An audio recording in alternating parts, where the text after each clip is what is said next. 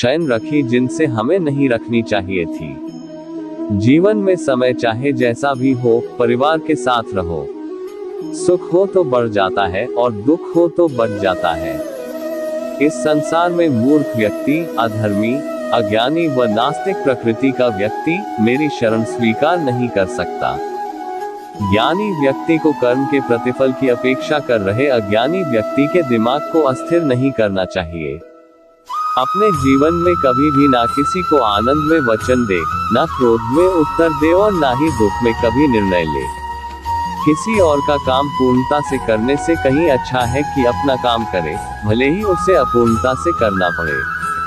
मैं ही इस सृष्टि की रचना करता हूँ, मैं ही इसका पालन पोषण करता हूँ और मैं ही इस सृष्टि का विनाश करता हूँ।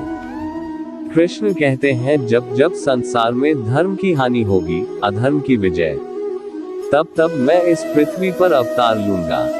अमीर बनने के लिए एक एक क्षण संग्रह करना पड़ता है, किंतु अमर बनने के लिए एक एक कण बांटना पड़ता है। जिंदगी में सब कुछ खत्म होना जैसा कुछ भी नहीं होता, हमेशा एक नई शुरुआत हमारा इंतजार कर रही होती है। हे अर्जुन, मैं भूत, वर्तमान और भविष्य के सभी प्राणियों को जानता हूँ, किंतु वास्तविकता में कोई मुझे नहीं जानता। लोग कहते हैं अपनों के आगे झुक जाना चाहिए, किंतु सच बात तो यह है, जो अपने होते हैं वह कभी झुकने नहीं देते।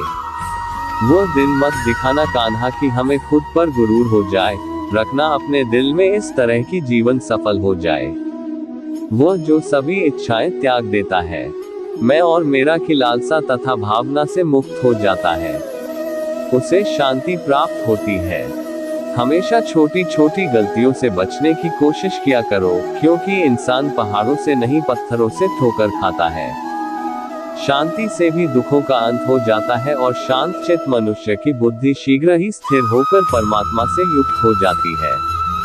अपनी पीड़ा के लिए संसार को दोष मत दो, अपने मन को समझाओ, तुम्हारे मन का परिवर्तन ही तुम्हारे दुखों का अंत है। श्री कृष्ण कहते हैं, एक बार माफ करके अच्छे बन जाओ, पर दोबारा उसी इंसान पर भरोसा करके बेवकूफ कभी न बनो।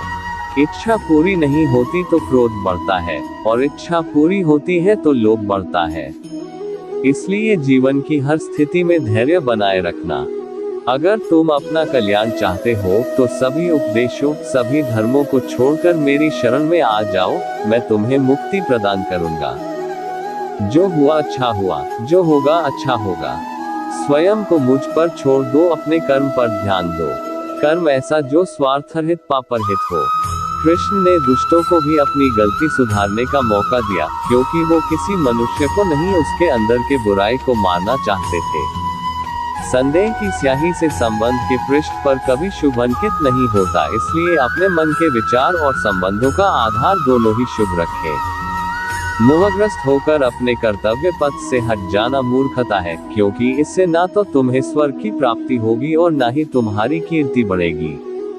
इस भौतिक संसार का ये नियम है, जो वस्तु उत्पन्न होती है, कुछ काल तक रहती है, अंत में लुप्त हो जाती है, चाहे वे शरीर हो या फल हो।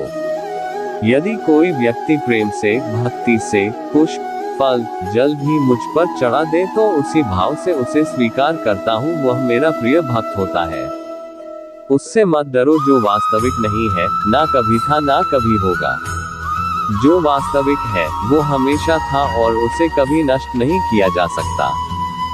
जीवन में आधे दुख इस कारण जन्म लेते हैं क्योंकि हमारी आशाएं बड़ी होती है। इन आशाओं का त्याग करके देखो, जीवन में सुख ही सुख है। अपने परम भक्तों, जो हमेशा मेरा स्मरण या एक चित मन से मेरा पूजन करते हैं, मैं व्यक्तिगत रूप से उनके कल्याण का उत्तरदायित्व लेता हूँ।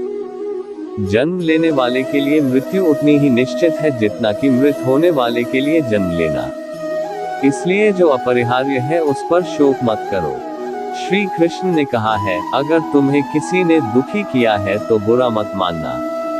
लोग उसी पेड़ पर पत्थर मारते हैं जिस पेड़ पर ज्यादा मीठे फल होते हैं। अंत काल में जो मनुष्य मेरा स्मरण करते हुए देह त्याग करता है वह मेरी शरण में आता है। इसलिए मनुष्य को चाहिए कि अंत काल में मेरा चिंतन करे। ये सच बात है कि भूल करके इंसान कुछ सीखता है, परंतु इसका यह मतलब नहीं कि वह जीवन भर भूल करता रहे और कहे कि हम सीख रहे हैं। कृष्ण कहते हैं, इस जगत में मनुष्य भौतिक वस्तुओं का भोग कर सकता है। अगर वे चाहे तो सब कुछ छीन सकते हैं। मनुष्य कुछ भी नहीं कर सकता। स्वार्थ से रिश्ते बनाने की कितनी भी कोशिश करे, वो कभी नहीं बनते हैं। और प्रेम से बने रिश्तों को कितना भी तोड़ने की कोशिश करे, वो कभी नहीं टूटते।